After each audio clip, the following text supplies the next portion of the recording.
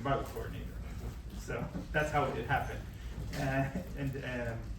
Yeah, I hope this answers. Yeah, no, I'm just curious. Like, you don't have to, I wasn't looking for a particular answer, really. Yeah, but I think people come to the movement from many different directions.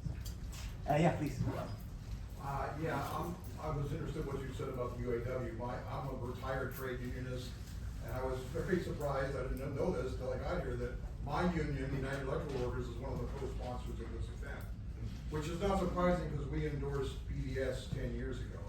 And we're active in building a coalition of unions over the past 15 months to oppose the genocide and including the UAW, calling for an arms embargo of U.S. shipping arms to Israel. But that wasn't what I wanted to ask. I've been watching some of your interviews on the Electronic Intifada podcast, which I highly recommend to people. You can easily find it on YouTube. And I'm really interested to hear when you talk about how the Israeli economy is falling apart, how the outward exodus of Israeli Jews is occurring, how they're losing population, how the society seems to be falling apart. I wonder if you could say a little bit about that subject.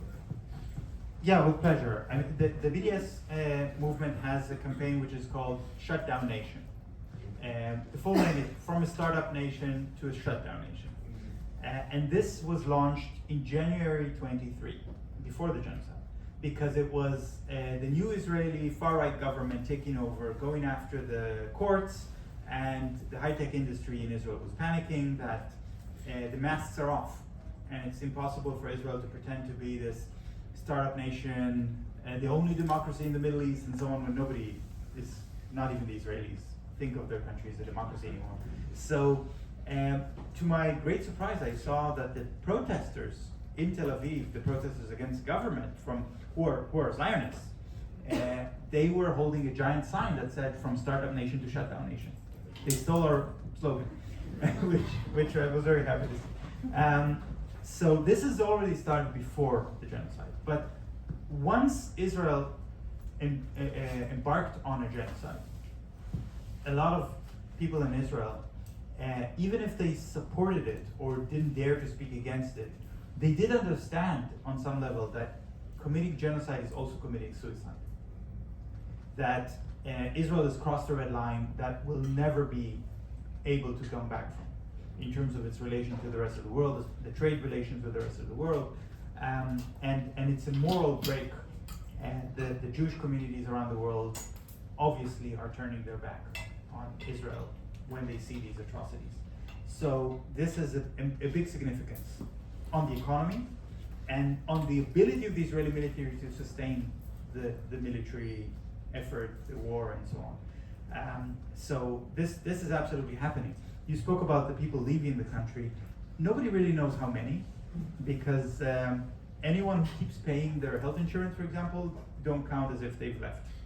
And a lot of people left, but they keep paying their health insurance because they don't know, maybe they'll want to come back and they don't want to lose their rights, and they still haven't settled in another country. So they want to keep that bridge open. So they don't count as if they've left, but in practice, you see that you can't get a doctor's appointment anymore because so many doctors have left. So people feel it. And one newspaper, Globes magazine it's called, wanted to find out once and for all how many people left, just to understand the scale of this phenomenon. So they went to the Israeli Central Bureau of Statistics, where there's a demographics department. The demographics department has always been in charge of keeping the Jewish majority by counting how many Jews and how many non-Jews and Palestinians, and giving the government the tools to know how much ethnic cleansing is necessary to preserve a Jewish majority. And they went to the Department of Demographics at the Central Bureau of Statistics, and they discovered that most of the staff has left the country. And the person who is now in charge of this department, his name is Ahmed Khalifa. He's a Palestinian. Because everybody else left. which is mind-boggling. So yes, the economy is in a state of free fall. I do think that there is a problem, especially with the economic or the business media newspapers like the Wall Street Journal or the Financial Times are just refusing to report about this. They're betraying the trust of their own readers.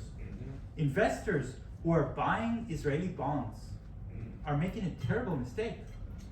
When the Moody's and S&P 500 and Fitch lowered Israel's credit rating, Israeli economists responded by saying they've only lowered it by 1 grade. Do they really think that Israel will ever repay its debts? So there's this disconnect between what Israelis can see and feel and what the rest of the world sees. And this is also something we can do. It's not necessarily related to the military embargo, but it is a little bit related to the military embargo. Because now we are in this phase of very tense negotiations about the second phase of the ceasefire.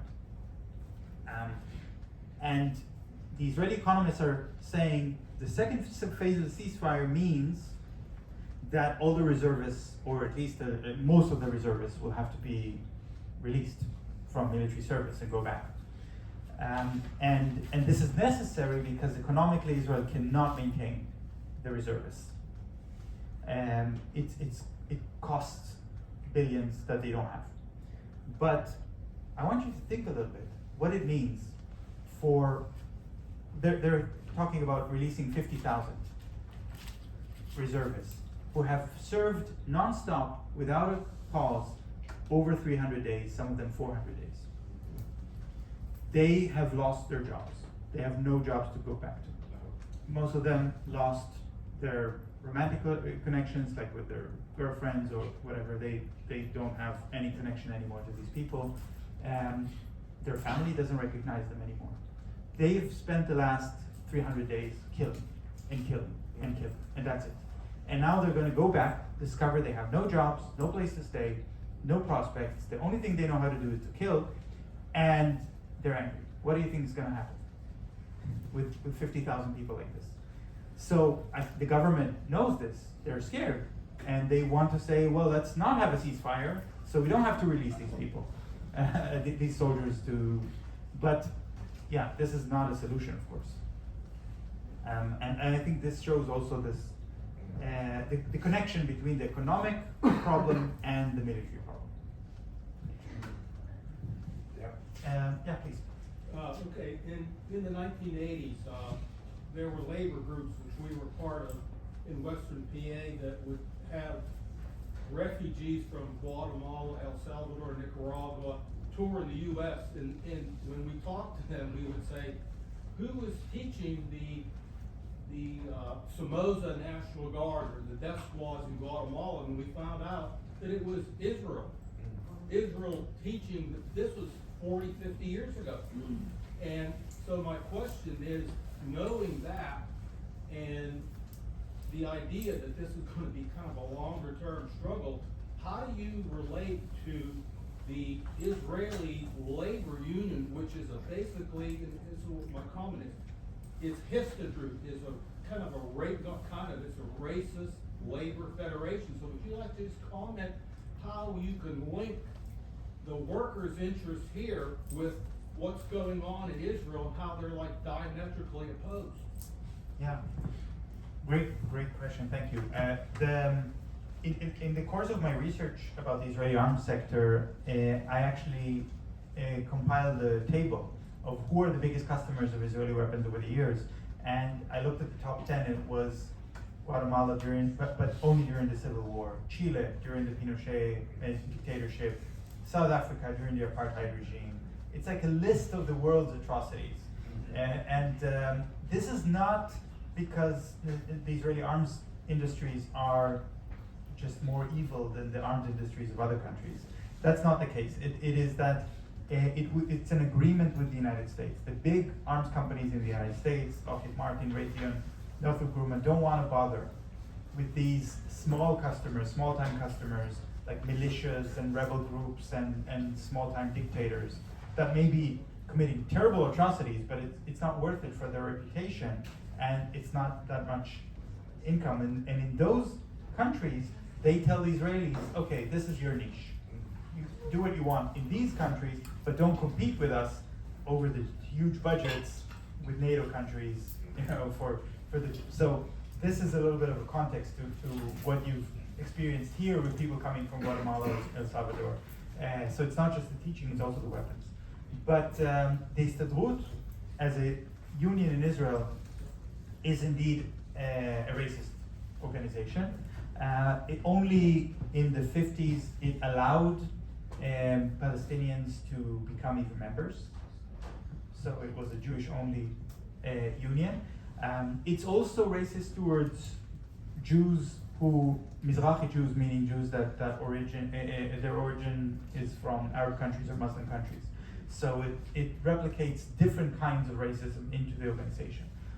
The Histadrut, in 1967, with the occupation of the West Bank and Gaza, was concerned that Palestinian workers would enter and work in Israel for Israeli employers for very low wages and drive a lot of Israeli workers out of a job.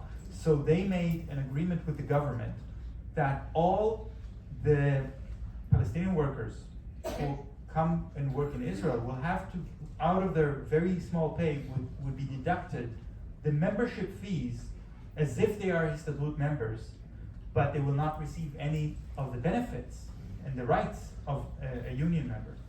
So they would pay membership without getting the benefits as a way to preserve this system of oppression.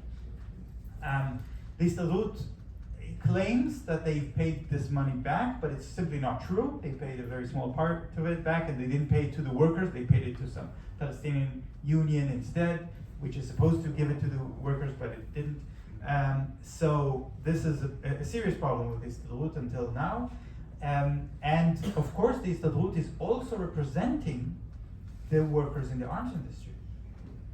So I don't know if this is something that is the same in the United States, where unions are generally weaker, and how much the arms industry workers are even allowed to unionize in the US. I'm not completely sure on this.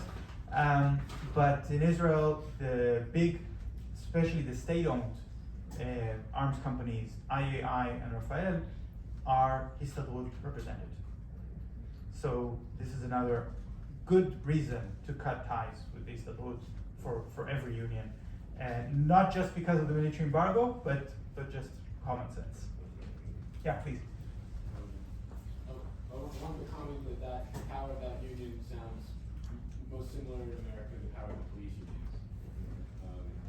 Who hold a lot of old slave labor, unfortunately. I also want to ask you to, again, expand on the precarious situation in Israel. It's I guess refreshing to hear you so confidently say that Israel is in a state of collapse, because we're in this media climate that really does not act like obfuscates everything about that, and I think that reality is a very important thing for us to pay attention to, and a reason to continue to rally. So nobody knows how long this collapse will last. This is it's not something that's possible to measure. If you want to, I'm an economist by training. I try to find numeral facts to support this argument, but it's very difficult because the Israeli Central Bureau of Statistics, as I said, they're not publishing their information as much as they used to, and the Ministry of Finance is lying. I read a report by the Israeli Ministry of Finance, which was written not by the minister, but by the staff of the ministry behind the minister's back, which is a very unusual thing. Usually the ministry publishes every year a document of about 3-4 pages where they talk about the discrepancies between the state budget, the government approved budget, and what was actually spent. So if a ministry didn't spend everything they had on the budget, they would probably get a smaller budget the next year. And if they spend too much, there would be some kind of trouble for the minister. And so they would publish this document to talk about the discrepancy, 3 or 4 pages. I read this document in referring to the year 2023, and the document was 400 pages long. They wrote this book because they knew that the minister won't even read it.